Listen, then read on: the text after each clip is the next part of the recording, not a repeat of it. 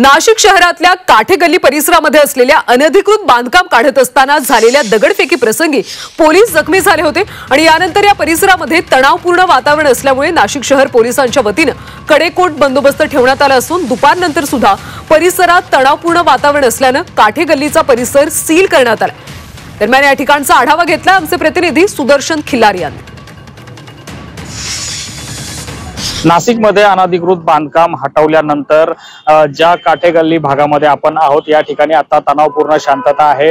या भागाचा जो परिसर आहे तो चारही बाजूने सील करण्यात आलेला आहे। आपण माझ्या पाठीमागे पाहू शकतो या ठिकाणी मोठ्या प्रमाणात पोलीस बंदोबस्त असेल, राज्य राखीव दलाचे जवान असतील, होमगार्ड जवान असतील या ठिकाणी तैनात करण्यात आलेले आहे आणि पोलिसांची कडक सुरक्षा व्यवस्था या ठिकाणी तैनात करण्यात आली आहे। अगदी मीडियाला सुद्धा पुढे जाण्याची परमिशन नाहीये। ज्या ठिकाणी हे अतिक्रमण हटवण्यात आलेलं आहे त्या ठिकाणी काल रात्री पोलिसांवर देखील हल्ला झाला होता, त्यामुळे आता सध्या पोलिसांनी हा परिसर सील केलेला आहे आणि या ठिकाणी कोणालाही आतमध्ये सोडलं जात नाही। या ठिकाणी परिसर हा पूर्णतः सील आहे आणि सध्या तरी तणावपूर्ण शांतता या ठिकाणी पाहायला मिळते आहे।